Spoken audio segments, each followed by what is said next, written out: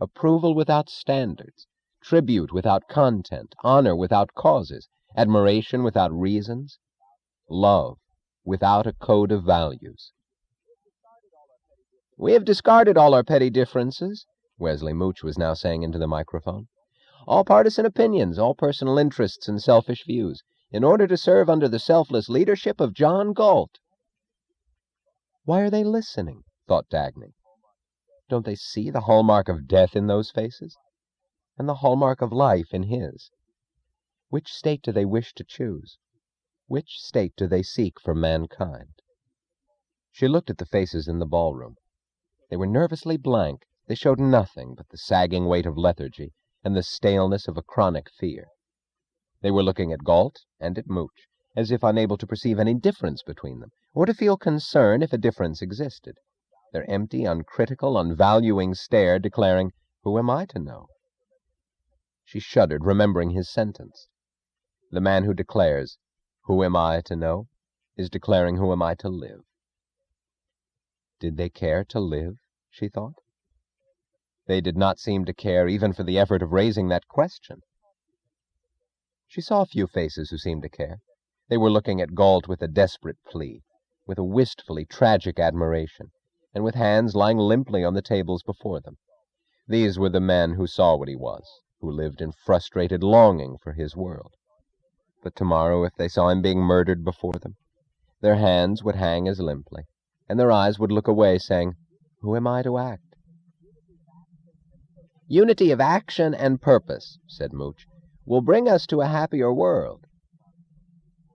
Mr. Thompson leaned toward Galt and whispered with an amiable smile, "You'll have to say a few words to the country later on after me. No, not a long speech, just a sentence or two, no more. Just hello, folks, or something like that, so they'll recognize your voice." The faintly stressed pressure of the secretary's muzzle against Galt's side added a silent paragraph. Galt did not answer. "The John Galt plan," Wesley Mooch was saying, "will reconcile all conflicts. It will protect the property of the rich and give a greater share to the poor. It will cut down the burden of your taxes and provide you with more government benefits. It will lower prices and raise wages. It will give more freedom to the individual and strengthen the bonds of collective obligations. It will combine the efficiency of free enterprise with the generosity of a planned economy." Dagny observed some faces. It took her an effort fully to believe it, who were looking at Galt with hatred. Jim was one of them, she noted. When the image of Mooch held the screen, these faces were relaxed in bored contentment, which was not pleasure, but the comfort of license, of knowing that nothing was demanded of them and nothing was firm or certain. When the camera flashed the image of Galt, their lips grew tight and their features were sharpened by a look of peculiar caution. She felt with sudden certainty that they feared the precision of his face, the unyielding clarity of his features, the look of being an entity, a look of asserting existence. They hate him for being himself, she thought, feeling a touch of cold horror, as the nature of their souls became real to her. They hate him for his capacity to live. Do they want to live? She thought in self-mockery. Through the stunned numbness of her mind, she remembered the sound of his sentence, "The desire not to be anything is the desire not to be." It was now Mr. Thompson who was yelling into the microphone in his briskest and folksiest manner. "And I say to you, kick them in the teeth, all those doubters who are spreading disunity and fear. They told you that John Galt would never join us, didn't they? Well, here he is in person of his own free choice at this table and at the head of our state, ready, willing, and able to serve the people's cause. Don't you ever again, any of you, start doubting or running or giving up. Tomorrow is here today, and what a tomorrow, with 3 meals a day for everyone on Earth, with a car in every garage, and with electric power given free, produced by some sort of a motor the like of which we've never seen. And all you have to do is just be patient a little while longer. Patience, faith, and unity, that's the recipe for progress. We must stand united among ourselves and united with the rest of the world as a great, big, happy family, all working for the good of all. We have found a leader who will beat the record of our richest and busiest past. It's his love for mankind that has made him come here, to serve you, protect you, and take care of you. He has heard your pleas, and has answered the call of our common human duty. Every man is his brother's keeper. No man is an island unto himself. And now you will hear his voice. Now you will hear his own message. Ladies and gentlemen, he said solemnly, John Galt, to the collective family of mankind. The camera moved to Galt. He remained still for a moment.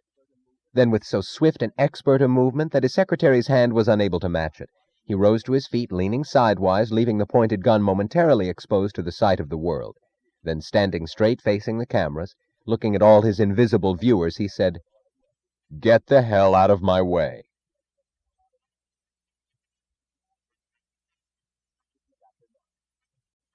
Chapter 9. The Generator.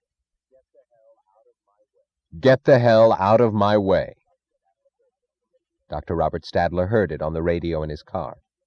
He did not know whether the next sound, part gasp, part scream, part laughter, started rising from him or from the radio. But he heard the click that cut them both off. The radio went dead. No further sounds came from the Wayne Falkland Hotel. He jerked his hand from knob to knob under the lighted dial.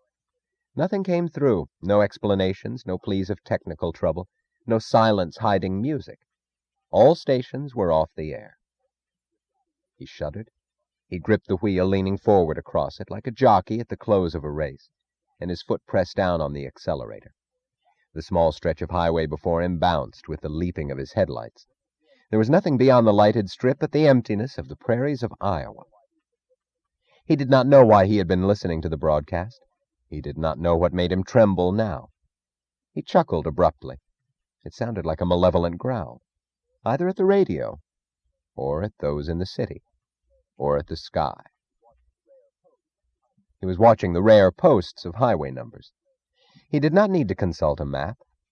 For 4 days, that map had been printed on his brain, like a net of lines traced in acid. They could not take it away from him, he thought. They could not stop him. He felt as if he were being pursued, but there was nothing for miles behind him, except the 2 red lights on the rear of his car, like 2 small signals of danger fleeing through the darkness of the Iowa plains. The motive, directing his hands and feet, was 4 days behind him. It was the face of the man on the windowsill, and the faces he had confronted when he had escaped from that room. He had cried to them that he could not deal with Galt, and neither could they, that Galt would destroy them all unless they destroyed him first. "Don't get smart, Professor," Mr. Thompson had answered coldly. "You've done an awful lot of yelling about hating his guts, but when it comes to action, you haven't helped us at all. I don't know which side you're on. If he doesn't give in to us peaceably, we might have to resort to pressure, such as hostages whom he wouldn't want to see hurt. And you're first on the list, Professor." "I?" he had screamed, shaking with terror and with bitterly desperate laughter. "I? But he damns me more than anyone on earth." "How do I know?" Mr. Thompson had answered. "I heard that you used to be his teacher. And don't forget, you're the only one he asked for." His mind liquid with terror, he had felt as if he were about to be crushed between 2 walls advancing upon him. He had no chance if Galt refused to surrender, and less chance if Galt joined these men. It was then that a distant shape had come swimming forward in his mind, the image of a mushroom-domed structure in the middle of an Iowa plain. All images had begun to fuse in his mind thereafter. Project X, he had thought, not knowing whether it was the vision of that structure or of a feudal castle commanding the countryside, that gave him the sense of an age and a world to which he belonged. "I'm Robert Stadler," he had thought. "It's my property. It came from my discoveries. They said it was I who invented it. I'll show them," he had thought, not knowing whether he meant the man on the windowsill or the others, or the whole of mankind. His thoughts had become like chips floating in a liquid, without connections. To seize control. I'll show them. To seize control, to rule. There is no other way to live on earth. These had been the only words that named the plan in his mind.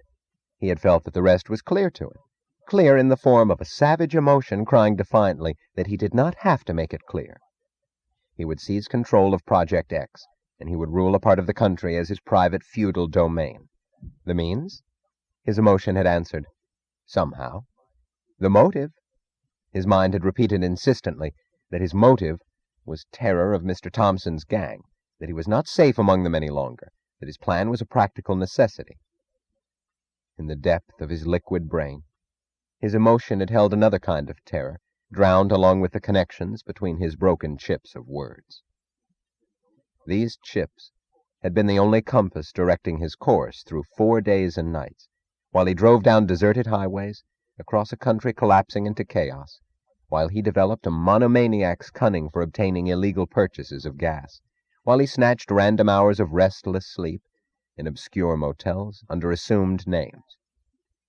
"I'm Robert Stadler," he had thought, his mind repeating it as a formula of omnipotence. To seize control, he had thought, speeding against the futile traffic lights of half-abandoned towns, speeding on the vibrating steel of the Taggart Bridge across the Mississippi, speeding past the occasional ruins of farms in the empty stretches of Iowa. "I'll show them," he had thought. "Let them pursue, they won't stop me this time." He had thought it, even though no one had pursued him, as no one was pursuing him now but the taillights of his own car and the motive drowned in his mind. He looked at his silent radio and chuckled. The chuckle had the emotional quality of a fist being shaken at space. "It's I who am practical," he thought. "I have no choice. I have no other way. I'll show all those insolent gangsters who forget that I am Robert Stadler. They will all collapse, but I won't. I'll survive. I'll win. I'll show them." The words were like chunks of solid ground in his mind, in the midst of a fiercely silent swamp. The connections lay submerged at the bottom. If connected, his words would have formed the sentence, "I'll show him that there is no other way to live on earth." The scattered lights in the distance ahead were the barracks erected on the site of Project X, now known as Harmony City. He observed as he came closer that something out of the ordinary was going on at Project X. The barbed wire fence was broken, and no sentinels met him at the gate. But some sort of abnormal activity was churning in the patches of darkness and in the glare of some wavering spotlights. There were armored trucks and running figures and shouted orders and the gleam of bayonets. No one stopped his car. At the corner of a shanty, he saw the motionless body of a soldier sprawled on the ground. Drunk, he thought, preferring to think it, wondering why he felt unsure of it. The mushroom structure crouched on a knoll before him. There were lights in the narrow slits of its windows, and the shapeless funnels protruded from under its dome, aimed at the darkness of the country. A soldier barred his way when he alighted from his car at the entrance. The soldier was properly armed, but hatless, and his uniform seemed too sloppy. "Where are you going, bud?" he asked. "Let me in," Dr. Stadler ordered contemptuously. "What's your business here?" "I'm Dr. Robert Stadler." "I'm Joe Blow." "I said, what's your business?" "Are you one of the new or one of the old?" "Let me in, you idiot. I'm Dr. Robert Stadler." It was not the name, but the tone of the voice and the form of address that seemed to convince the soldier. "One of the new," he said, and opening the door, shouted to somebody inside. "Hey, Mac, take care of Grandpa here. See what he wants." In the bare, dim hall of reinforced concrete, he was met by a man who might have been an officer, except that his tunic was open at the throat, and a cigarette hung insolently in the corner of his mouth. "Who are you?" he snapped, his hands jerking too swiftly to the holster on his hip. "I'm Dr. Robert Stadler." The name had no effect. "Who gave you permission to come here?" "I need no permission." This seemed to have an effect. The man removed the cigarette from his mouth. "Who sent for you?" he asked, a shade uncertainly. "Will you please let me speak to the commandant?" Dr. Stadler demanded impatiently. "The commandant? You're too late, brother. The chief engineer, then." "The chief who?" "Oh, Willie. Willie's okay. He's one of us. But he's out on an errand just now." There were other figures in the hall listening with an apprehensive curiosity. The officer's hand summoned one of them to approach, an unshaved civilian with a shabby overcoat thrown over his shoulders. "What do you want?" he snapped at Stadler. "Would someone please tell me where are the gentlemen of the scientific staff?" Dr. Stadler asked, in the courteously peremptory tone of an order. The two men glanced at each other, as if such a question were irrelevant in this place.